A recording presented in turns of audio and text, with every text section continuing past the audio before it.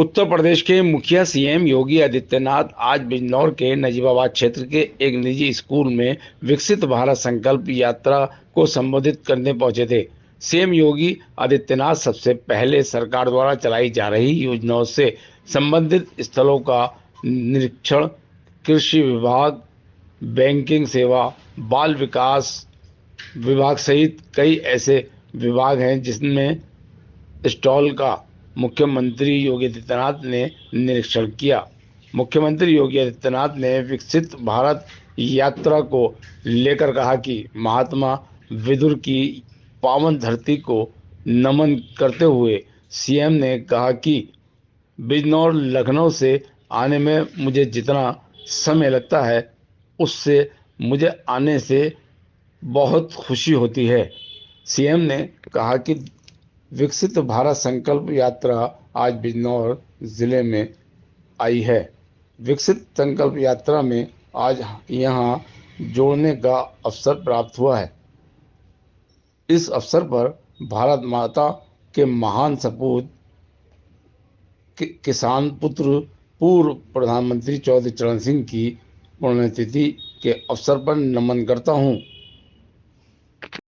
आगे सीएम ने कहा कि विकसित भारत संकल्प यात्रा के तहत पूरे देश को युवाओं को आगे बढ़ाना है और 2027 में अपने देश को आर्थिक रूप से मजबूत करना है।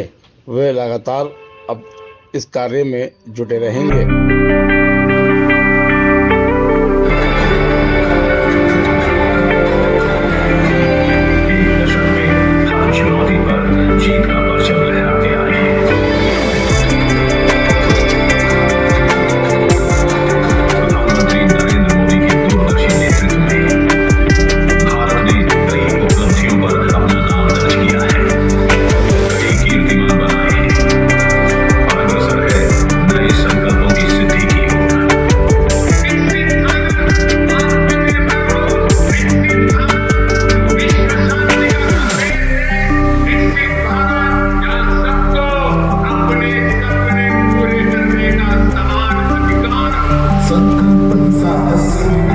संकल्प ही सेना, संकल्प ही ज्योति, संकल्प सवेरा।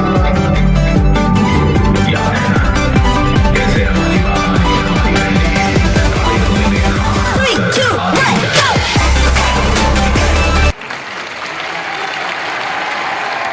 भाइयों बहनों, बिजनौर लखनऊ से जितनी दूर लगता है, मुझे बिजनौर आने में और उसको और नजदीक में महसूस करता हूं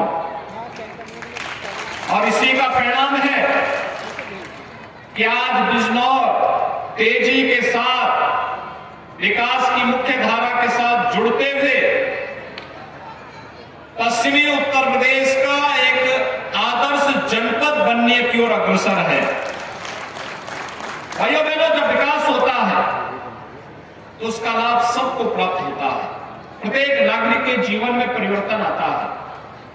लेकिन विकास की पहली शर्त होती है सुरक्षा। सुरक्षा के साथ सरकार ने पहले दिन से कह रखा है कि हमारी संवेदना गरीब के लिए है, अन्नदाता किसान के लिए है, नौजवान के लिए है, वाहन बेटियों की सुरक्षा के लिए है, व्यापारियों की सुरक्षा को लेकर के है, आम नागरिक को शासन की योजनाओं का लाभ प्रदान करने को लेकर के है। हमारी संवेदना किसी माफिया, किसी अपराधी के प्रति कतई नहीं है। जीरो टॉलरेंस के तहत सरकार कार्य करेगी और अपराधियों और माफियाओं से सख्ती से निपटने का काम भी करेगी। भाइयों बहनों, ये शक्ति का परिणाम हुआ।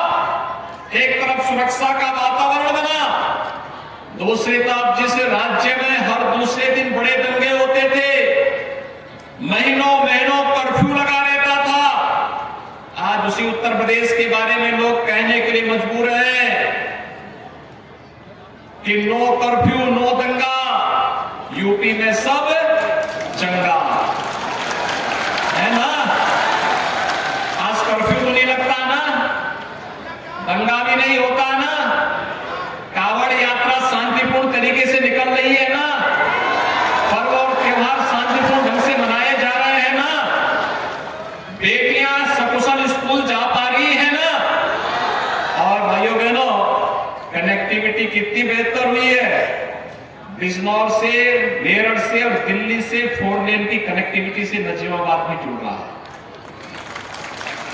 तेजी के साथ इस कार्यक्रम को आगे बढ़ा रहे हैं और अभी तो हमारा प्रयास है कि गंगा एक्सप्रेसवे समय पे बनके तैयार हो जाएगी तो गंगा एक्सप्रेसवे को मेरठ से फिर इसी रास्ते हरिद्वार तक ले जाने के लिए भी कार्य प्रारंभ करेंगे।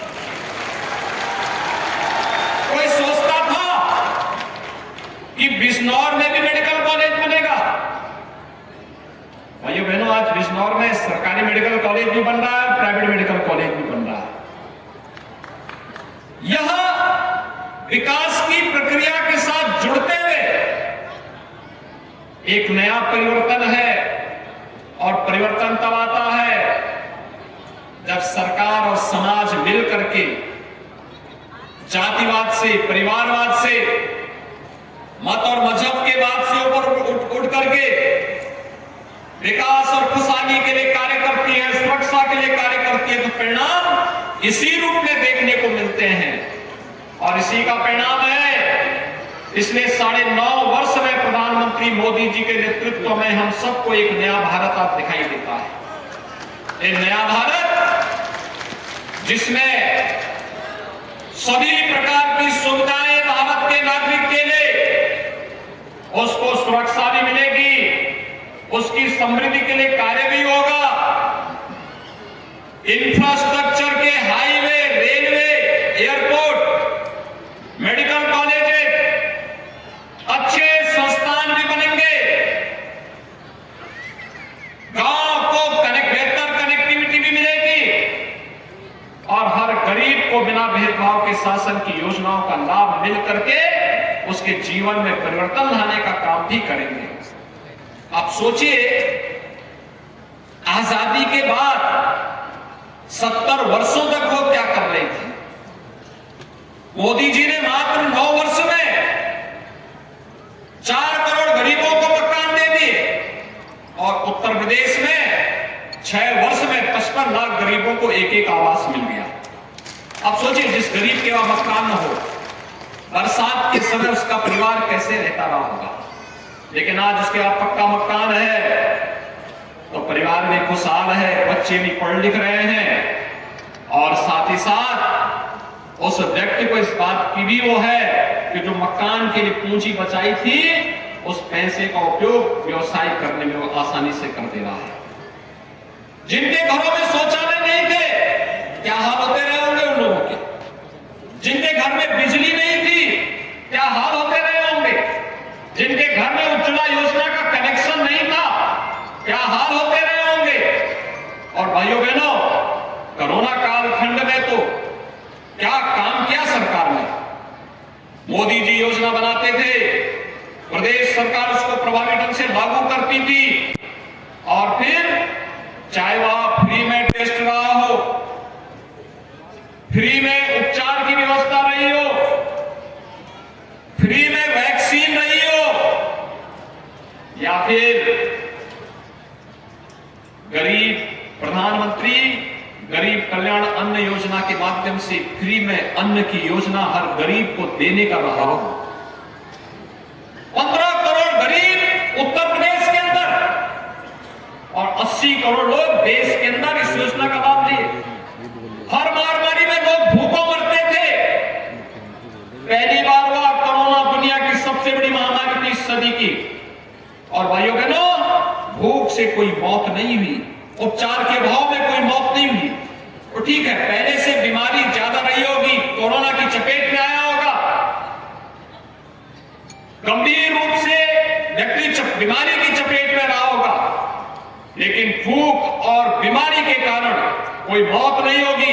इस बात की गारंटी ये डबल इंजन की सरकार देने के लिए आपके पास आई थी और इसीलिए आई।